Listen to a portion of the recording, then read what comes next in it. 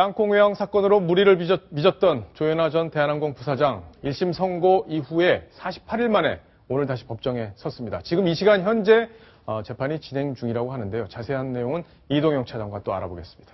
이동영 차장. 네. 항소심이 이제 시작이 된 건가요? 그렇습니다. 예. 2월 달에 실형이 선고됐었습니다만 이 검찰에서는 이 무죄가 선고됐던 부분, 이 중요한 항로변경죄는 유죄로 인정이 됐지만 이 증거를 뭐 조작했다, 은폐하려고 했다든가 조직적으로 숨기려 했다 이런 부분들에 이 공무집행 방해 이런 부분들이 무죄가 선고가 됐었기 때문에 이 부분에 대해서 이 항소를 했고요.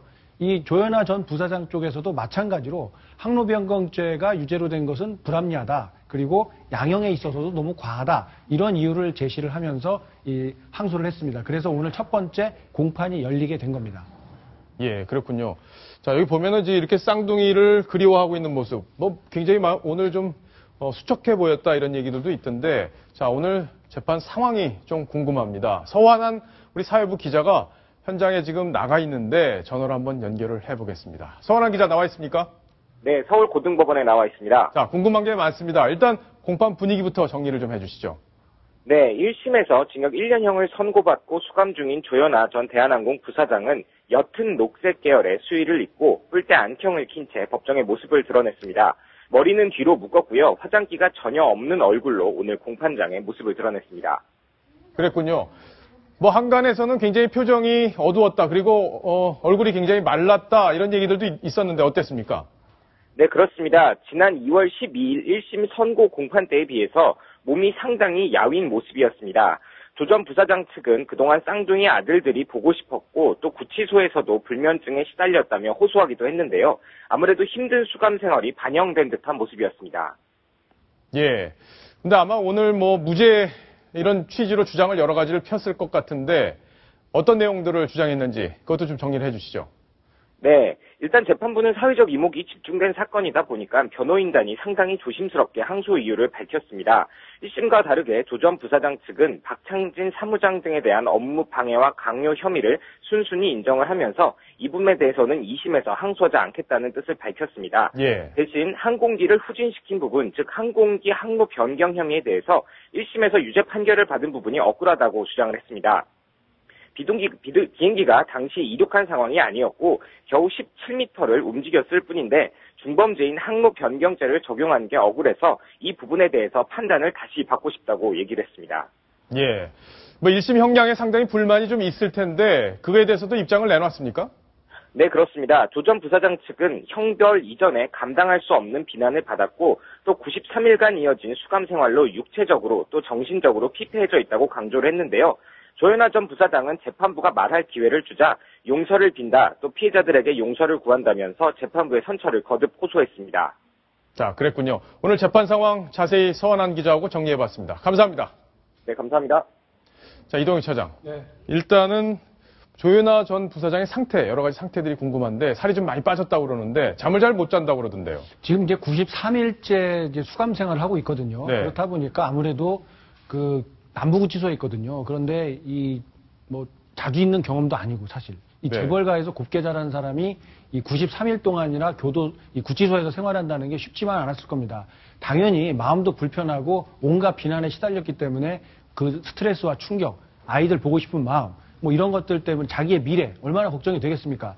이런 생각 때문에 잠을 못 이루는 건 당연한 일일 테고요. 그런 것 때문에 오늘 상당히 수척한 모습으로 법정에 들어섰다고 했고, 그리고 특히나 우리 그 서한한 기자도 언급을 약간 했습니다만 이 돌을 같이 난 두 쌍둥이 아들이 있기 때문에 네. 그런 그 모정이 아마 상당히 앞서 있었을 겁니다. 그렇기 때문에 빨리 재판이 진행이 돼서 본인이 가정으로 돌아갈 수 있는 그런 선처가 어떻게 나오기를 아마 최선을 다해서 변호인을 꾸리고 이렇게 예. 조치를 하는 것 같습니다. 그러니까 본인이 잘못됐다는 걸 지금 인정을 하고 있고 그 부분에 대해서는 뭐 항소도 하지 않겠다 이렇게 얘기를 했기 때문에 아마 재판부에서도 여러 가지 판단을 하지 않을까 싶은데 자, 변호인단이 좀 바뀌었다고 하던데 더 좋아진 겁니까? 어떻습니까? 뭐 결과를 봐야 알 수 있겠습니다만 이번에 그 3명의 그 변호인단이 교체가 됐습니다. 기존에 그 판사 출신의 그 유승남 판사 출신의 변호사가 있었고요. 이번에 보강 3명을 교체를 했는데 모두 부장판사 출신의 변호사들로 영입을 했습니다. 그렇군요. 그렇기 때문에 모두 4명 모두 부장판사를 거친 그런 판사 출신의 변호사들로 이 변호인단을 구성하게 됐습니다.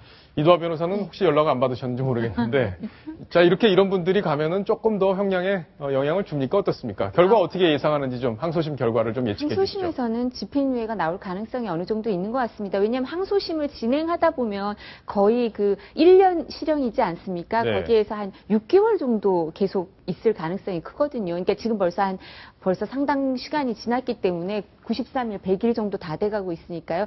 그렇게 되면 뭐 집행유예를 해줄 가능성도 크고요. 그리고 좀 전에 말씀하신 것처럼 어린 자녀들이 있으면 보통 어린 자녀가 있는 어머니한테는 우호적이거든요, 재판부가. 네. 근데 돌이 지나서 아직 두 돌이 안 된 아이들, 남자아이 둘이 있다 그러더라고요. 그래서 그런 부분도 좀 배려를 해줄 거고요. 근데 법원 지금 보니까 재판부에 이제 좀 맞춰서 약간 맞춤형으로 이제 변호인단을 구성을 하는 것 같은데, 원래 법무법인 화우랑 법무법인 광장이 그 1심 재판부터 관여를 하고 있는데요. 그 중에 담당 변호사가 교체가 된 겁니다. 그러니까 지금 고등법원으로 가면 지금 뭐 20기 이제 고등법원 부장판사가 있는데, 네. 이 형사 항소 뭐 6부인가 형사 6부 김상환 부장판사가 원세훈 원장 사건도 얼마 전에 맞았었죠. 선고했던 예. 그분이거든요. 그러니까 거기가 20기니까 아마 기수도 좀 맞추고 같이 인연이 있고, 그리고 또 그런 부장판사 출신의 변호사들을 선임을 했을 텐데, 이분들이 뭐 어떤 영향력을 행사하고 이런 의미가 있는 게 아니라요.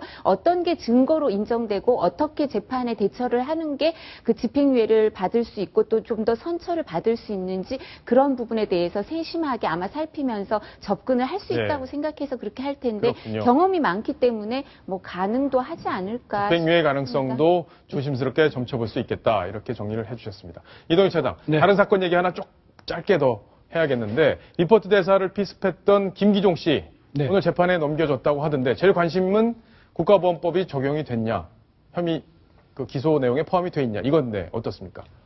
많은 분들이 궁금했었는데요. 국가보안법은 적용이 되지 않았습니다. 다만 살인 미수, 그리고 외국사절 폭행 혐의, 업무 방해 혐의, 이런 것들이 적용이 돼서 오늘 기소가 됐습니다. 예. 그러면 사실 좀 의아하게 보실 분들이 많이 계실 것 같아요. 국가보안법 위반 혐의에 대해서는 적용이 안 됐다. 이 부분이 좀 핵심이 아닐까 싶은데 어떻습니까? 뭐 여러 가지 그 자택 압수수색을 통해서 뭐 문건도 발견을 하고, 또 이적 단체와 긴밀한 관계를 갖고 있던 분들하고 연락을 취한 것들, 이런 사실까지는 확인을 했지만, 이 검찰 관계자가 이렇게 표현을 했습니다. 북한 동조 및 반미 성향이 이번 범행으로 이어졌다라고 볼 명확한 근거는 나오지 않았다. 그렇기 때문에 이번 사안을 놓고 국가보안법을 적용할 사안은 아니다. 예. 이렇게 판단을 내린 것 같습니다. 많은 분들이 아마 저 부분에서 또 의아하게 보시는 분들도 있을 테고, 뭐 현실적으로 그럴 수밖에 없었겠다고 수긍하시는 분도 계실 텐데, 시청자 질문이 왔는데 하나 보겠습니다.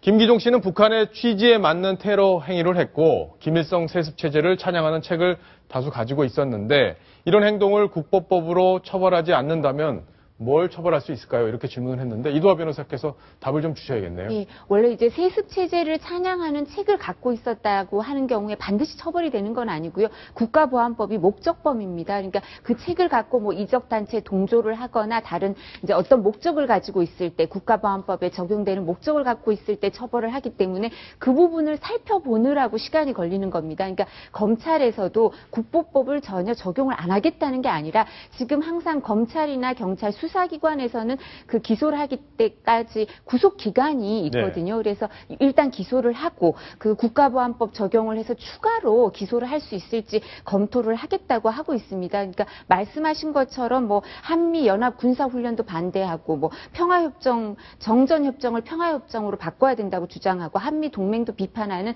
이런 이적 단체에 동조하는 주장을 하고 있고요. 그리고 그 책자 같은 것도, 이적 표현물도 그 입수 경로까지 살펴보고 있습니다. 네. 그래서 그 경로에 있어서도 불법성이 있으면 처벌하려고 여러 가지를 아직 살펴보는 단계인데, 그 구속 기간 이런 문제 때문에 아직 추가로 살펴보고 있어서요. 이 부분도 처벌 가능성도 있습니다. 그렇군요. 그러니까 현재로서는 당장은 적용이 안 된 거고, 예. 그런데 조사를 더 하다 보면은 나올 수 있기 때문에 기소 이후에 추가 기소를 할 수 예. 있다.